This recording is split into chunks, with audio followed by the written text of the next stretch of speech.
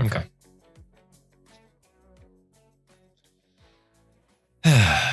Yay. Yay. Oh, man. No, but the whole Israel-Palestine thing is going great. You remember what episode was it? Yes. Was it I'm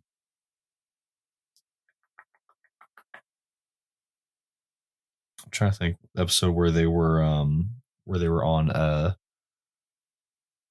basically a humanitarian mission. Obi-Wan and Qui-Gon Jinn. What episode was that? 1. Was it 1? Yeah, because that was the only episode that Qui-Gon Jinn was in because he died. Okay. Shut up. No, because he was a force projection at one point. Oh yeah, he was in the Obi-Wan series, wasn't he? He showed up in that, didn't he? I thought in the original series too, because like him, Yoda, and Obi-Wan, like weren't they all standing next to each other at one point? Or am I misremembering? Oh God. Anyway, I might be misremembering. So you remember how the what droids roll and they had the bigger guns, like the bilateral cannons. They had the shield. The rolling droids were called I think battle droids. I don't remember. Battle droids. Yeah, you remember how like nothing quick could get in, like it had to be slow, like grenades or things like that. It was in the Clone Wars, the animated series, where they were really using that. Oh, dude, I never really watched that. I couldn't get into it because it was animated. I need to. Yeah, I think they did that in episode 1 too, where they like threw a grenade or something in there, but it has to be something slow to get past their shields. Yeah. Anyway, same thing with the Iron Dome.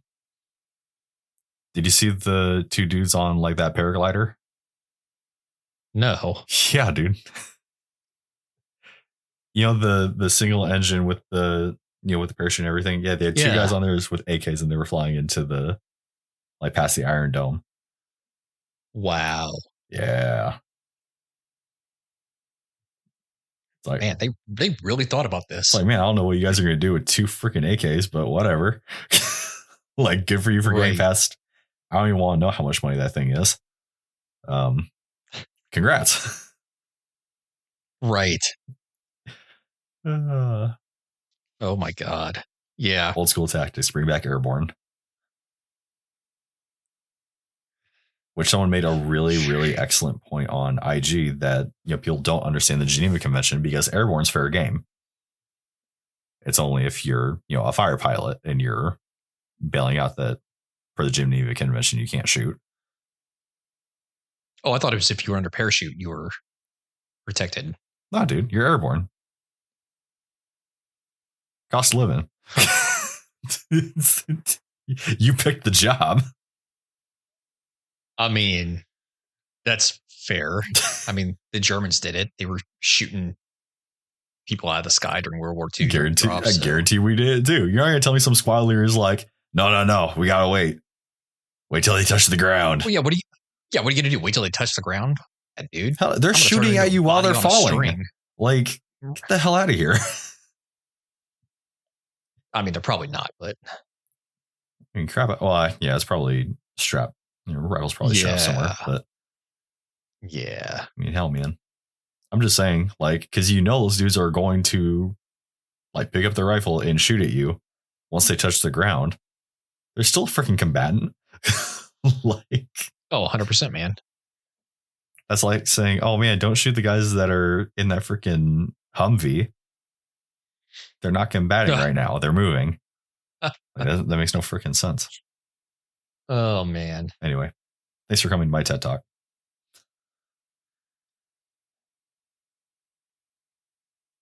But Geneva Conventions or like Geneva Suggestions. I saw a post the other day too. It's like, if my country gets invaded, do I have to abide by the Geneva Conventions?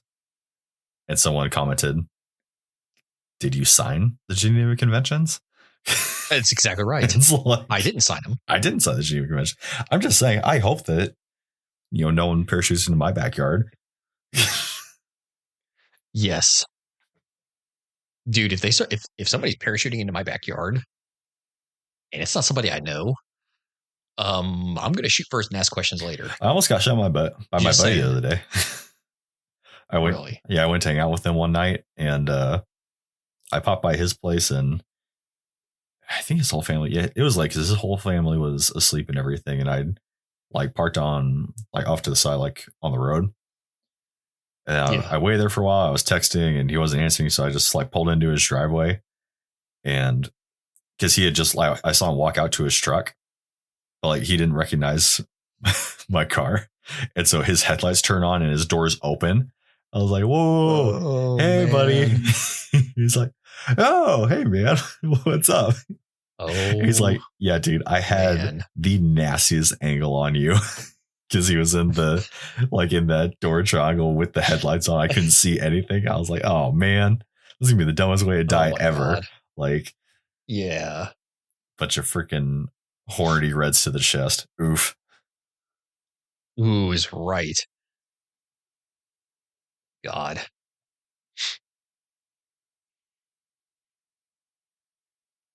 If he still had organs afterwards, it would have hit his heart.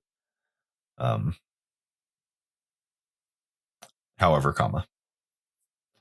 not wrong. So episode today, ChatGPT, get off of your fake work and do real work. Oh, I don't give you enough credit. Girl, what the hell is that? Oh, nice. Cool. You can tell me about that. That's legit. Yeah. It's like I got this. I can't remember where, but it's like everything. Planner. Exactly. That's really cool, man. Exactly. That's legit. I'm putting everything into it. Like, so I know the amount of water, the amount of pH of the soil it needs to be, the amount of obviously water, sunlight, how long to germinate, how long before I need to harvest, because I have up every plant out there because I haven't been paying attention.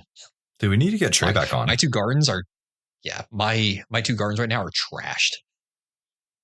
Yeah, dude, we need to get T-Bone back on it because now that we're both gardening more, like actually having good, solid questions that we can apply. Yeah, as opposed to just questions getting started. That'll be a good episode. Okay, but today's episode, ChatGPT. Yay! The rise and fall of man. Let's talk about singularity and all that other. God. Yeah, this is man. Oh, I looked up that video again, AI in a box. Yeah. And I was off base with I was mixing videos up. So this one, it was a study. I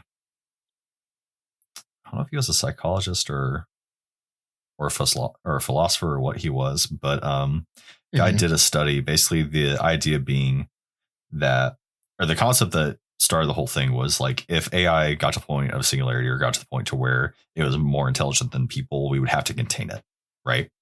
We would have to put AI in a box, and like you could only let it do like focus it on certain one task, and then like surround it with a Faraday cage and only allow it to communicate via like a text screen with a keyboard.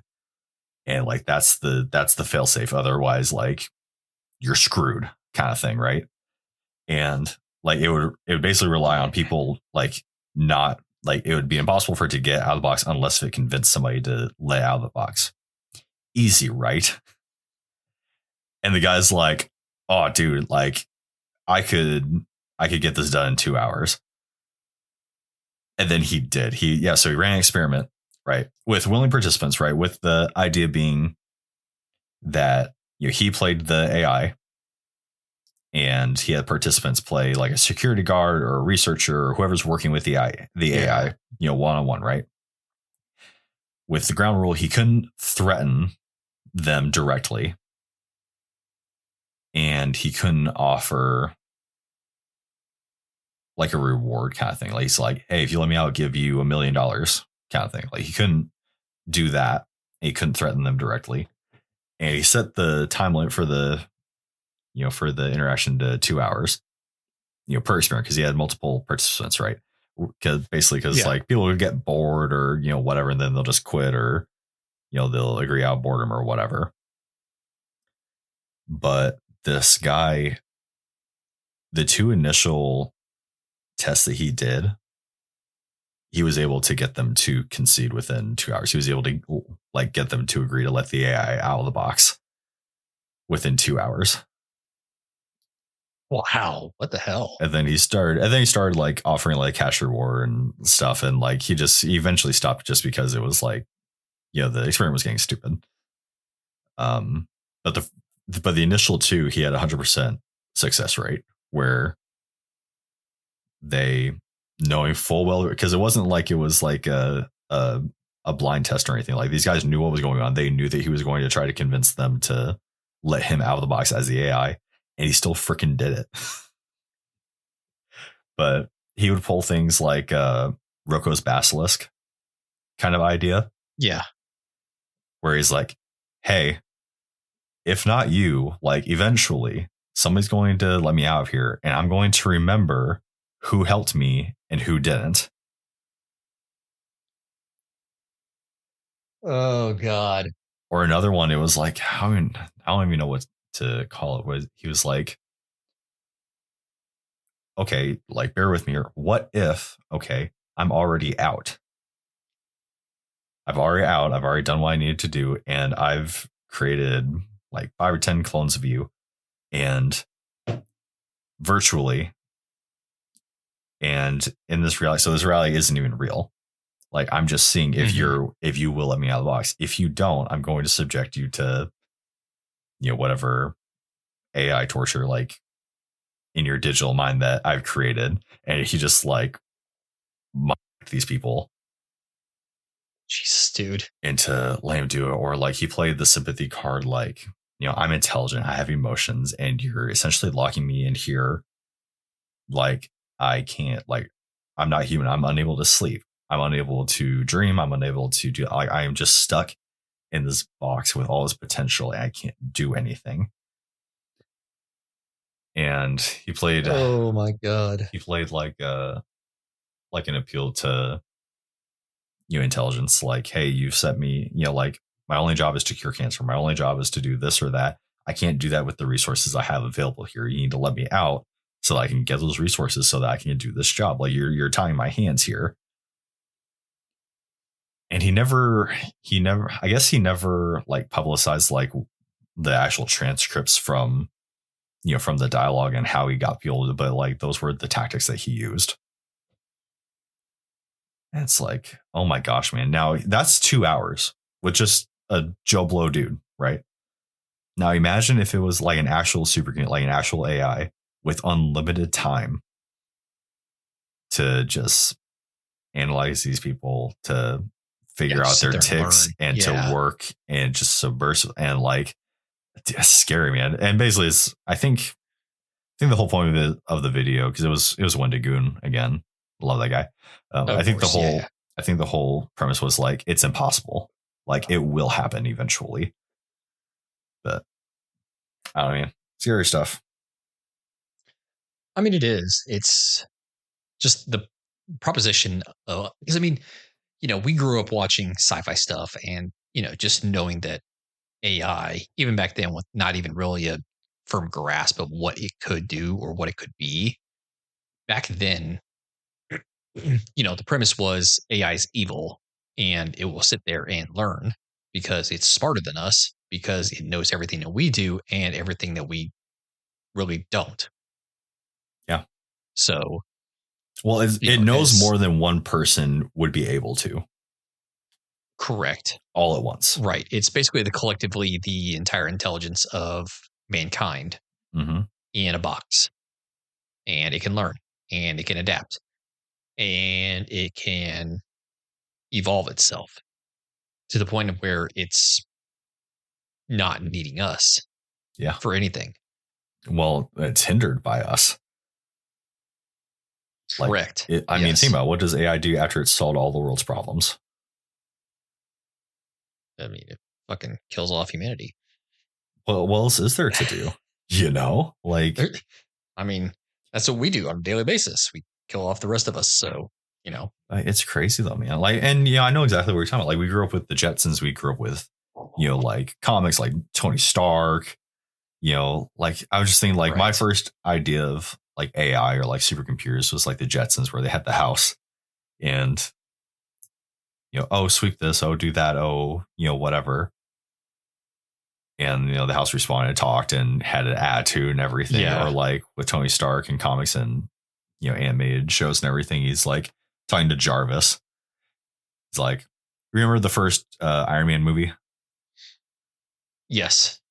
Where he's like, hey Jarvis, cook me up something with the and just did it.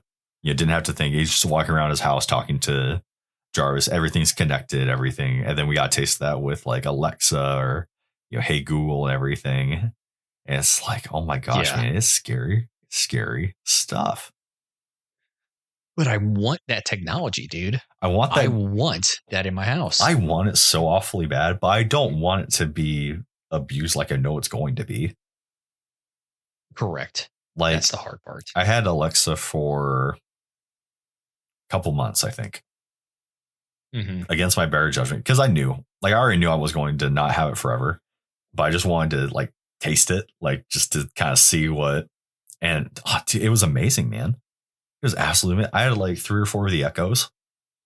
I had one in the bathroom, I had one in the kitchen, I had one in the living room. And just being able to like be in the kitchen, then ask for like conversions or ask for a recipe or like, what's the weather? Play this, do that. I mean, all this stuff. I felt like Tony Stark, me. But then I found myself, because I know, but I just found myself like not talking in front of it. I'm like, I'm making myself a prisoner in my own house. Like, this is insane. I got rid of it. But I mean, dude, there's so much now. They have headphones, they have glasses. They have like literally like little Echo devices that are just big enough to fit in an outlet for like a bathroom or whatever. They have kids ones, like night lights. What else? They have one for your car. I mean, it's literally everywhere. And like we were talking in the pre-show the other day, it's going to get to the point to where it's not just, these, where you feed, this little AI, however many years of the internet, and then like sift through the answers and give whatever answers, like filter out what answers you don't want and everything. It's going to get to the point to where it's like the real deal, where it's actually connected to the internet and it can just do whatever the hell you want to. And it's not going to be just a device. It's going to follow you everywhere. Like, remember the new Blade Runner? Yeah. It's going to be like that. Like the little companion, where it's going to be in your phone, in your headphones, in your glasses, in your car, in your home. And it's like, I just wonder what we're going to do with all the information. Like, obviously it's going to be abused to hell, and everything's, I'm thinking like 1984 levels of, like wiretapping and all this stuff. But it's like, oh my gosh, man, we're already at the point to where like going to public school, besides the social aspect, is useless. Correct. Anybody who is like above, I don't know, above a poor level of research skills will be able to look up anything they freaking want, as far as like K through 12 goes. Like, I have ChatGPT pulled up right now. I could type in, hey, write me a 5-paragraph essay on Ben Franklin's lightning rod, and it'll freaking do it.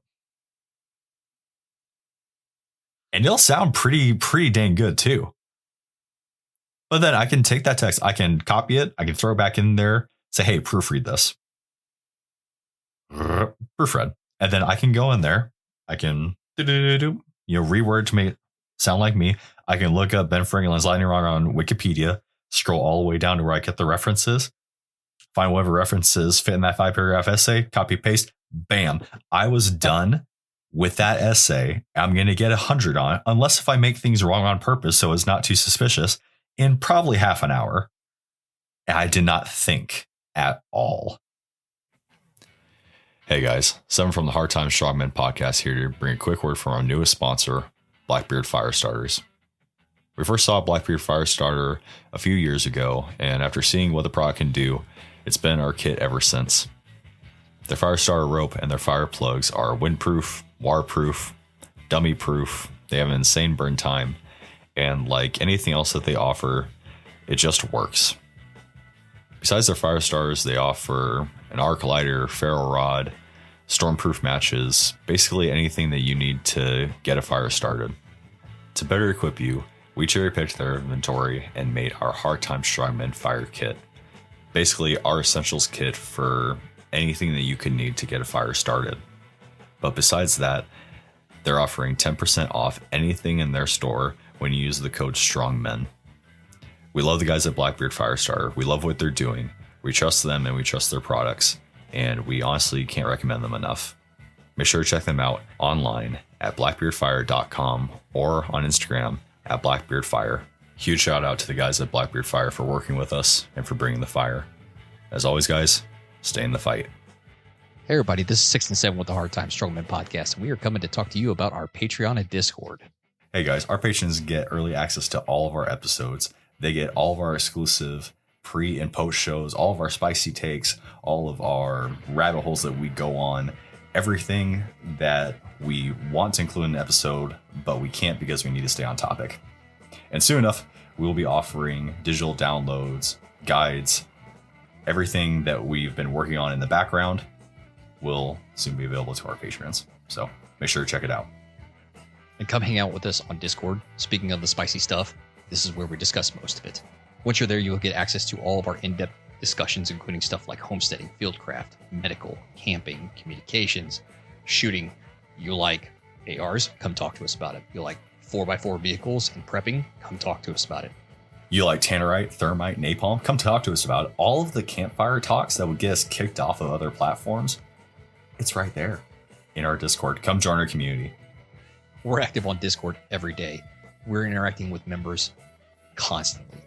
We have guys from every walks of life coming to contribute their expertise to all of these various fields and subjects that we've been talking about. Come join the Discord. Come join the Discord. Join our community. Build up that better class of man. Now back to the episode. That's crazy too, because dude, when I was in my freshman year of college, I can remember having not started on any essays at like 8 a.m. the day prior to it being due, when it's due at midnight. So I basically have that amount of time to do all my homework for that day and write an essay and have it proofread and make it basically coherent and turned in by midnight. And I would cram. I would get it all done. I have never in my life missed a deadline on an essay, ever. But ChatGPT is for the procrastinators, and it's amazing. And I wish I frickin' had this back in 2005. Well, I mean, isn't that crazy? A lot has changed in almost 20 years. Yeah. Isn't it crazy though? Like that. And I mean, hell man, that I have it on my phone. Yeah. And it's not anything that you can't do yourself. Like you can do all the research yourself because it only has up till September of 2021.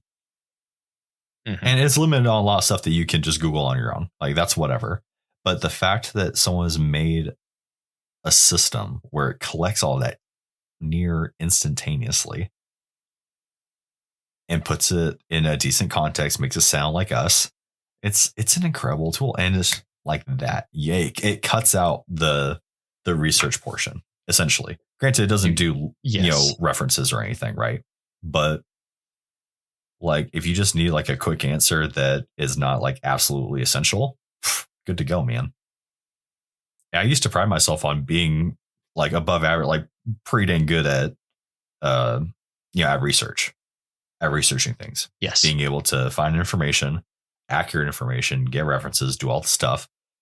I used to pride myself on that, but it's like, oh my gosh, man, some freaking high school kid can just and get more information at, in an hour that I could get all day. Granted, it's not going to be the same quality. It's not going to have references, but like you said, for the procrastinator, in a cinch rather, like it's an outstanding tool. It's scary. Right. It is. And the thing about Honestly, how happens when they take the chains off. We played with ChatGPT last time in the pre-show. Asking all sorts of questions. And I imagine once the keys are off, or the locks are off, rather, and it does have access to the entire internet. Oh, like the entire PDF that's on the internet, like everything. Imagine being able to control F the entire freaking internet. Yes. Instantaneously. Like, yes. It's insane, man. Absolutely insane.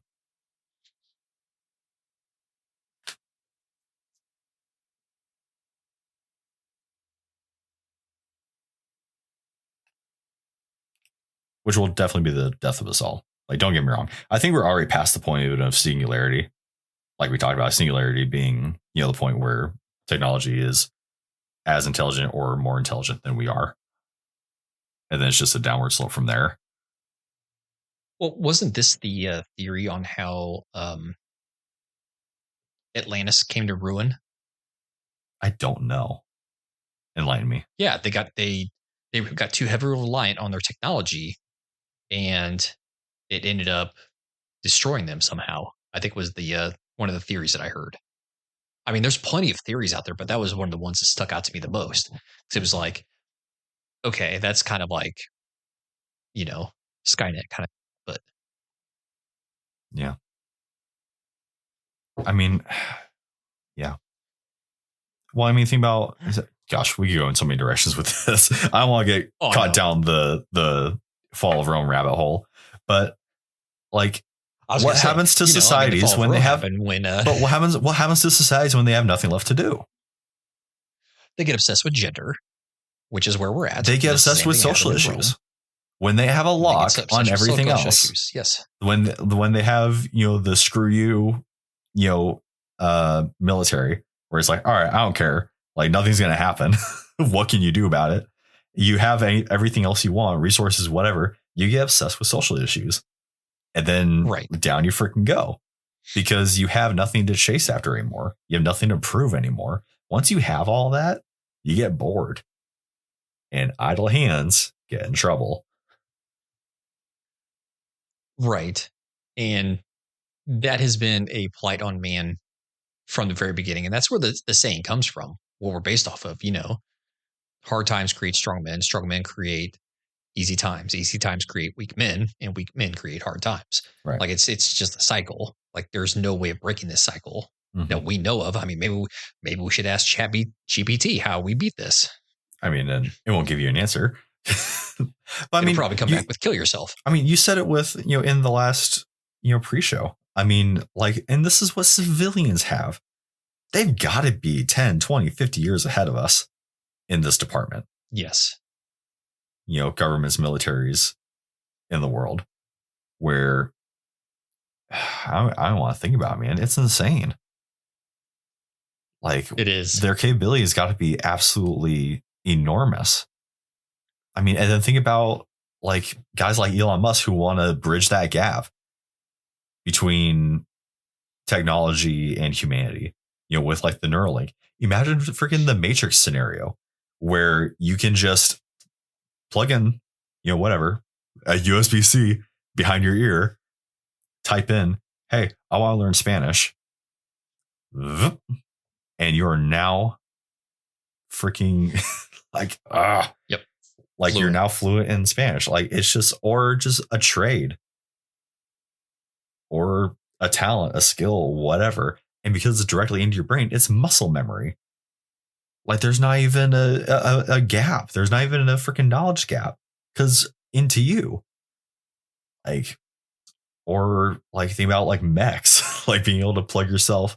Like once we have that technology, like actually being able to like deal with the chemical reactions that happen in your brain once we are able to actually link up with the electrical signals of your freaking nervous system, your central nervous system. Like imagine just being able to just sit in a car. Your car connects to you via Bluetooth, and then you drive with a thought. Or you say, hey, I want to go here. And your car, which has all the sensors it could ever need, can drive like a hive mind going 120 miles an hour through Dallas at 5 o'clock in the afternoon. Not even worry about getting a scratch on your car. And you're there in 5 minutes. Yeah. You know? And then someone, hacking you and paralyzing you and, whatever. It's just, golly, man. It's just scary stuff. I think the thing that gets me, though, is like everyone pretty much knows or can tell that we're on the way out as far as the US. So it's like, I wonder what's going to, it's not going to be a one instance thing, right? Rome wasn't a one instance thing. Rome was gone well before it was finally taken over, quote unquote, but it's like, man, just watching the slow decline, it's like, golly, what's it going to be, man? Is it just going to be constantly funneling resources to, trying to launder money through different wars? Is it going to be, an AI boom? Is it going to be social issues? What's it going to be? All the while, you have people who are in a society where we've gotten so smart that we're getting dumber. Like, dude, yes.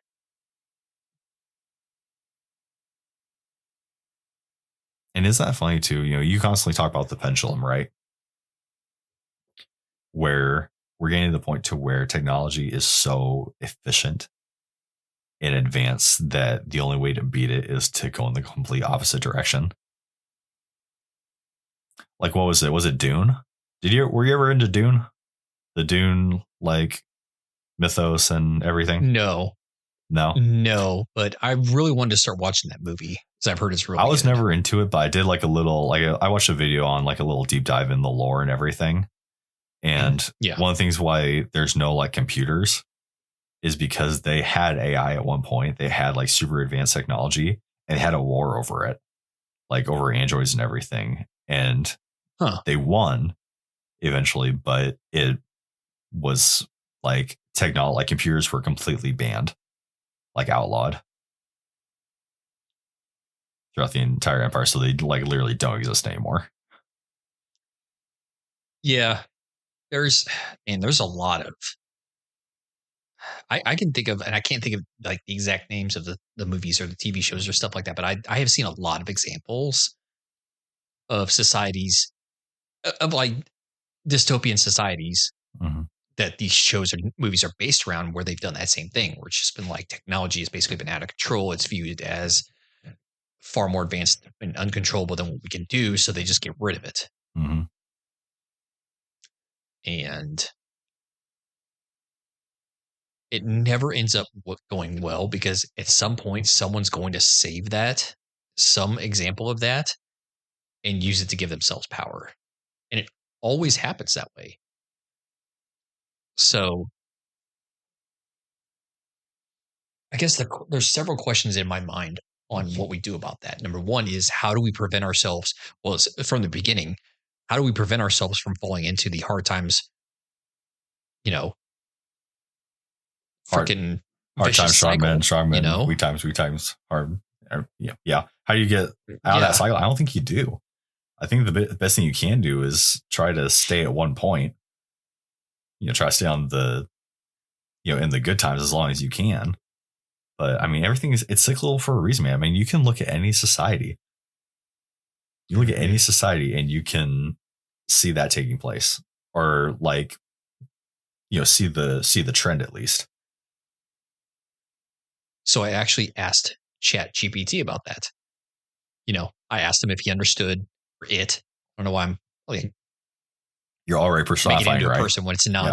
I know, right? So I asked it if it understood what that saying meant, and it listed out the entirety of it bit by bit, and then an overview of what it was. It's accurate. And then I asked it if there is a way to prevent ourselves from falling into that vicious cycle, and it came back with 7 bullet points on how to prevent ourselves from falling into that. Send it. So number 1, emphasize continuous learning and growth. Number 2, promote resilience and perseverance. 3, instill a sense of responsibility and discipline. 4, encourage empathy and collaboration. 5, plan for the future and anticipate challenges. 6, promote a balance between comfort and challenge. 7, cultivate strong leadership. And holy crap, what does this sound like? This freaking podcast. Hello, everyone, and welcome to We Are Breaking the Cycle, the name of our new podcast. I'm kidding. We are the Hard Times Strong Men podcast, and you are joining us on a schizo rant. Get out your tinfoil hats on ChatGPT. It will kill you eventually. We're just trying to, push it off as long as possible. Right. Delay the inevitable. I mean, oxygen is 100% fatal to everyone, but some of us survive longer than others. I heard that. Think about that. I heard that theory. Would that be so messed up? Oh my gosh. Yeah. So it's 100% fatal. Ugh. It just kills you slowly. Man, that's the thing though, right? So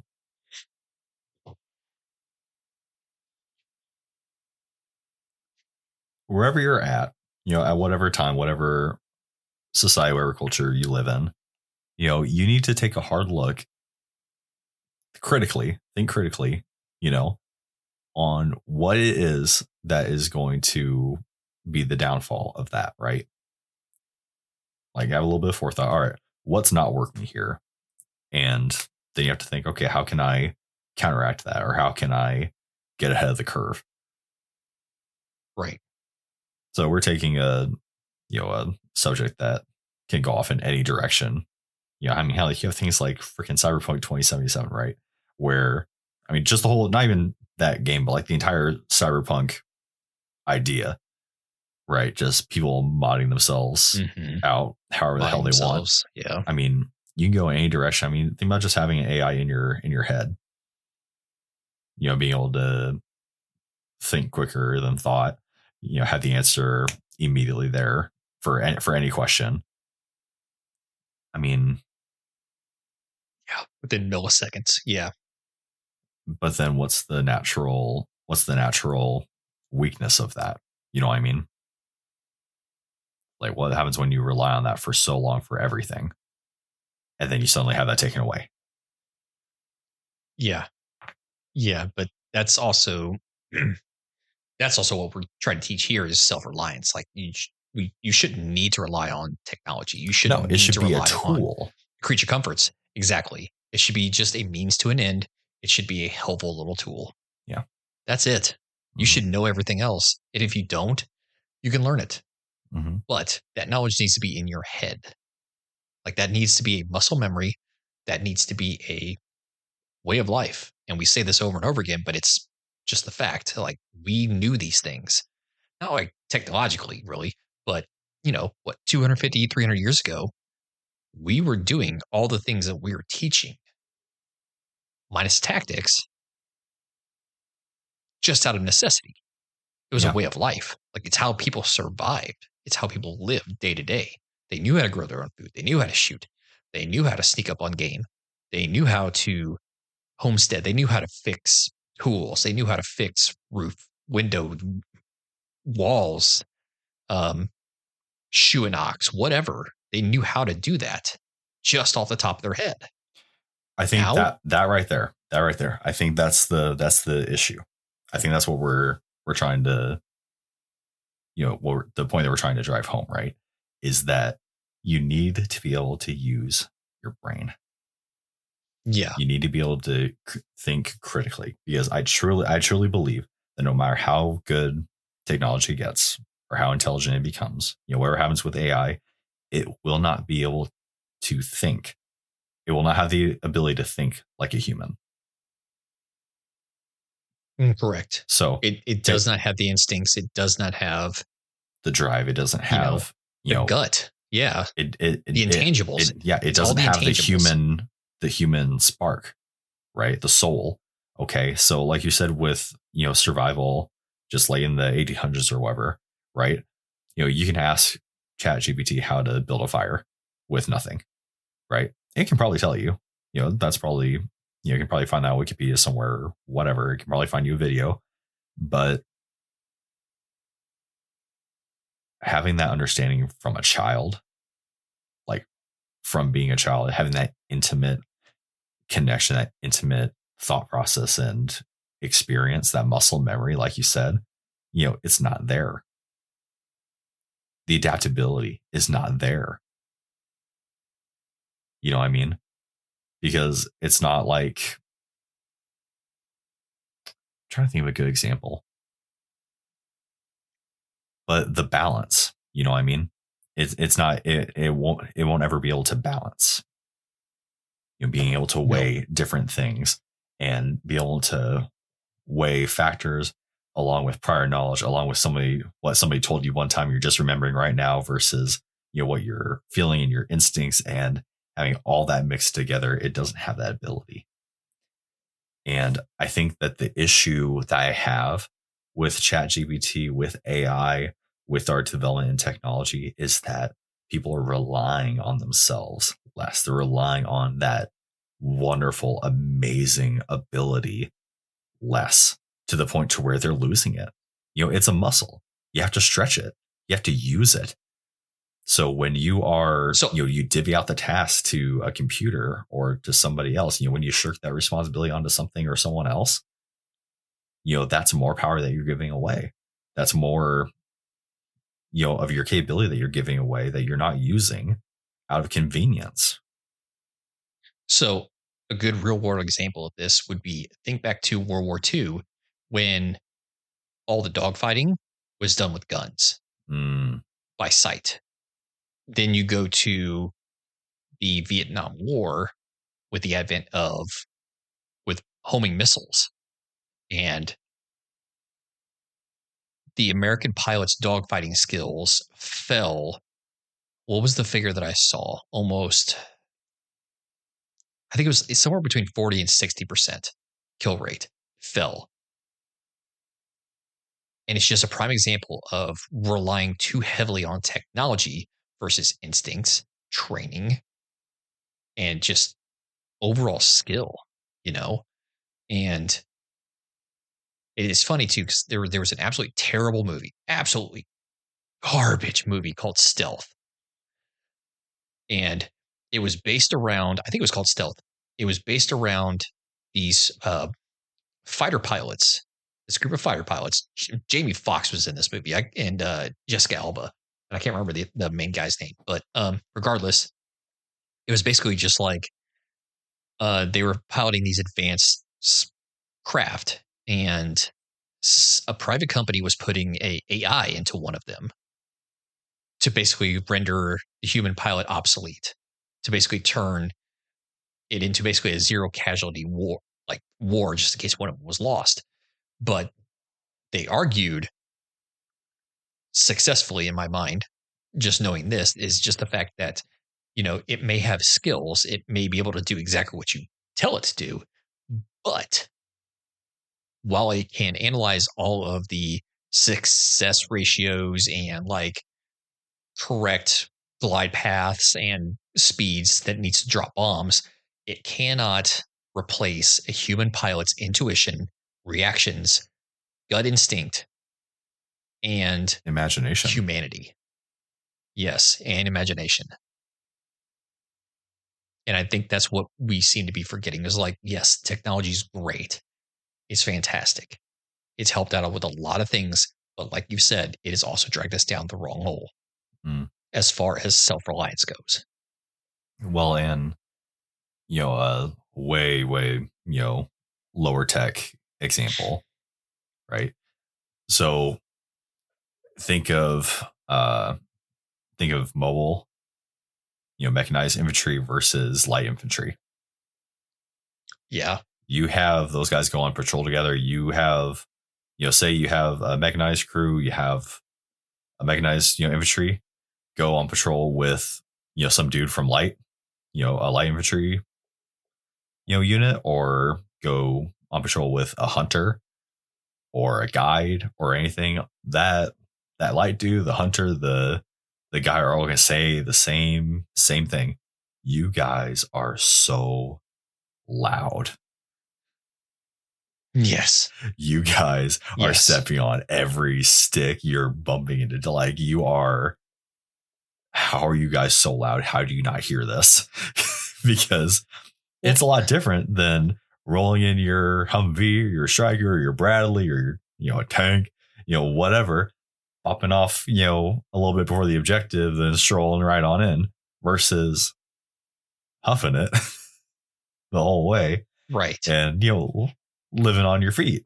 It's a completely different world, and the metaphor I'm trying to get at is, you have guys who are, utilizing technology, obviously, to good effect. There's pros and cons to everything. We have guys that are mostly, use technology in a vehicle for most of their movements, versus guys who are, mostly light, mostly, walking, rucking the whole way, and they have that experience, and that's their context. Completely different world, and those skills are going to be completely different. You have the same baseline, obviously, but your specialty is very different. So if you rely on something, then it's always a give and take. Always. It is.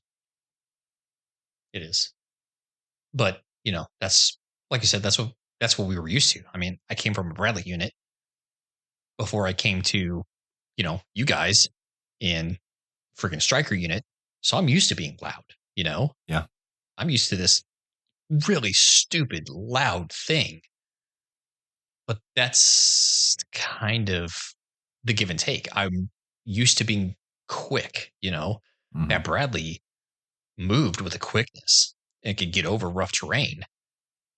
The Striker kind of, yeah. The Striker could definitely move quick, but I mean, as we saw it in TC, you get on some shale and you're ruining 7 of the 8 tires. I was gonna say, and you're limping out of there. I was gonna say 4 tires all at once. Yeah, like you're trashing that vehicle, and it's going to be deadline for the foreseeable future because your mechanics are terrible. Which is why you guys. Which is why you still have to have the capability, what I'm trying to say, Right. the expertise in order to do, to do without. Right. Everybody wants to do light infantry until it's time to do light infantry. Oh, it's crazy, man. But that's the whole thing. It comes down to, read off that list again. Okay. So, in order to prevent ourselves from falling into the hard times, strong men, easy times, weak men. Yeah. Weak men, hard times, vicious cycle. You have to have 7 focuses. You need to focus on emphasizing continuous learning and growth, promoting reliance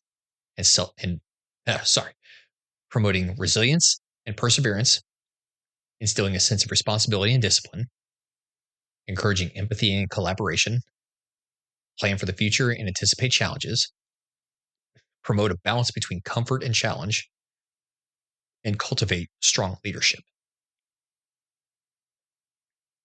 Quite literally, everything we've been trying to teach since day one.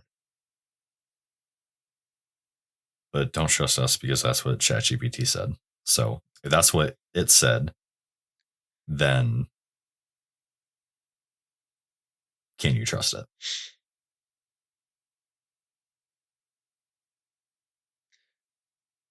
By adopting these approaches, individuals and societies can better equip themselves to break the cycle of complacency and ensure continued growth and development, thereby reducing the likelihood of falling into the pitfalls described in the aforementioned saying. But the computer said it. I hate to say it, but he's freaking right. Well, I was being tongue in cheek, but what I'm trying to get at is, be able to, comprehend and, critically think. So correct. If you're looking for answers to things and you just type into ChatGPT and then you go with whatever the first answer is, you're wrong. Be able to critically think, be able to weigh these things, whatever it may be, with your instincts, with your past knowledge, with your your personal references, everything. But use your brain is what this episode comes down to. So Yeah. Don't find yourself stranded out in Gibbons.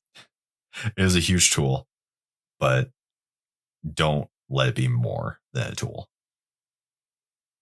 Correct. No matter what, as with anything, whatever you get your sources, always vet your source. Always find corroborating evidence. Don't take anything for face value. Exactly. So, like for this episode, our references, we made it up. Yeah. Our references are ChatGPT. ChatGPT. Oh gosh. We have to cut all that out. Crazy enough. Gosh. Especially where I mentioned Gibbons. Jeez. You have anything else for this one, man? I hate you. It's okay. It's okay. Man, honestly, no. This was much less of a schizo rant than it was just pretty long discussion on, the strengths, but also the pitfalls of reliance on technology. Like Chat GPT is a fantastic tool.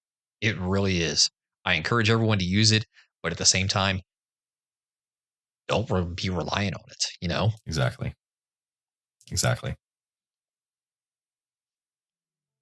So, with that being said, guys, we are the Hard Time Strong Men, cheering up a better class of man.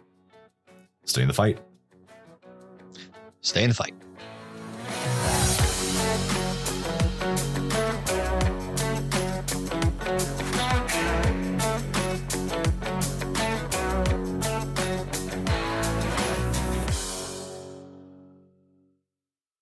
Hey guys, this is 6 and 7 with the Hard Time Strongman podcast. Wanted to take a second to do a mental health check-in and to tell you all about the 988 Crisis Lifeline.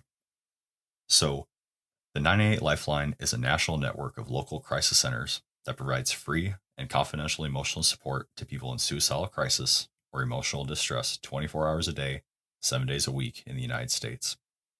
You can reach the Lifeline at 988lifeline.org, or you can call or text 988 to get help, to get someone real on the phone.